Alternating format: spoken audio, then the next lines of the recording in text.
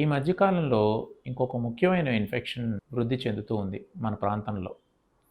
దాని పేరు scrub typhus. Scrub typhus ఇదేంటంటే చూడటానికి మామూలుగా మనకి ఎప్పుడు వచ్చే మలేరియా, టైఫాయిడ్ జ్వరాల్లానే ఉంటుంది. కాకపోతే వాటికి సంబంధించిన మందులు వాడినప్పుడు, వాటికి సంబంధించిన టెస్టులు చేసినప్పుడు ఏది రిపోర్ట్ పాజిటివ్ రాదు, కానీ జ్వరం తగ్గదు. సాధారణంగా మనం ఏం చేస్తూ ఉంటామంటే జ్వరం రాగానే మెడికల్ షాప్లో మందులు తీసుకొని వాడటం మనకి ఉన్న పరిస్థితుల వల్ల అలవాటు. తర్వాత 1-2 రోజులు తగ్గిపోతే డాక్టర్ దగ్గరికి వెళ్తాం. ఆయన ముఖ్యంగా మలేరియా టెస్టు, డెంగీ టెస్టు ఇలాంటి 1-2 టెస్టులు చేసి కణాల సంఖ్య చూసి దానికి సంబంధించిన రిపోర్ట్లను బట్టి మందులు పెడుతూ ఉంటారు, యాంటీబయాటిక్స్ అది ఇస్తూ ఉంటారు. కానీ దురదృష్టవశాత్తు 4 రోజులు పోయినా, 5 రోజులు పోయినా, వారం రోజులు పోయినా జ్వరం తగ్గదు. సో ఇది తగ్గనప్పుడు ఏంటంటే ఇంకేంటి తగ్గటం లేదు, ఏంటి కండిషన్ సీరియస్ అవుతుంది అని వెయిట్ చేసే కొద్దీ వాళ్ళల్లో కొంతమందిలో శ్వాస ఇబ్బంది కూడా మొదలవుతుంది. సో అప్పుడు యూజువల్గా వీళ్ళు హాస్పిటల్కి రావడం జరుగుతుంది. ఇది యాక్చువల్గా స్క్రబ్ టైఫస్ అనేది ఏంటంటే ఒక బ్యాక్టీరియా.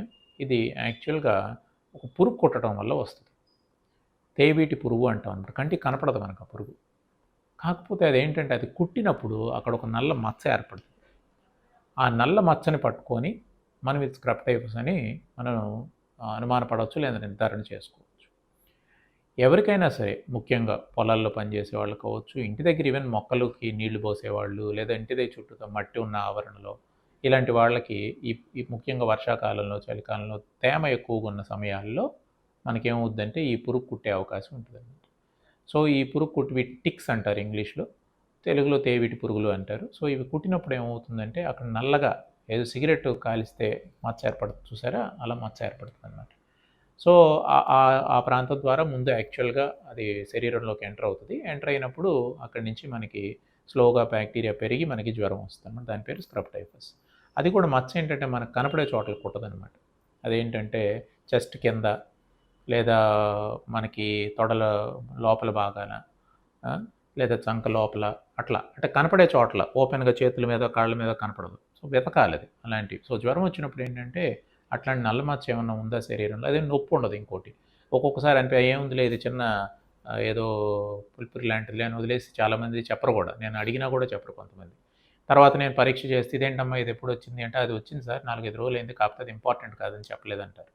కాదు, అది చాలా ఇంపార్టెంట్. ఎందుకంటే ఇప్పుడు ఈ రోజున మలేరియా, టైఫాయిడ్, డెంగీతో పాటు ఈ స్క్రబ్ టైఫస్ ఇన్ఫెక్షన్స్ కూడా బాగా పెరిగిపోయినాయి. సో అందుకని దాన్ని ముందుగా పట్టుకోకపోతే ఏంటంటే అది ఊపిరితిత్తుల్లో ఎఫెక్ట్ చేస్తుంది. ఊపిరితిత్తుల్లో ఎఫెక్ట్ చేసి ఊపిరితిత్తుల్లో నెమ్ముగా మారి కండిషన్ సీరియస్ అయ్యి ఈవెన్ ఒక్కొక్కసారి వెంటిలేటర్ మీదకి వెళ్ళటం, కిడ్నీ ఫెయిల్ అవటం, ప్రాణ ప్రమాదం జరిగిన పరిస్థితులు కూడా ఉన్నాయి. సో గుర్తుపెట్టుకోండి, ఇన్ఫెక్షన్ పేరు స్క్రబ్ టైఫస్. ఈ స్క్రబ్ టైఫస్ని మనం తొందరగా కనిపెట్టాలి. దీన్ని కనిపెట్టడానికి ఏంటంటే ఆ నల్లటి మచ్చలాగా వస్తుంది అన్నమాట. ఆ మచ్చ ఇప్పుడు ఇందాక నేను మాట్లాడేటప్పుడు బొమ్మలు వచ్చినాయి చూసారా, అవి అలా ఉంటాయి అన్నమాట ఆ మచ్చలు.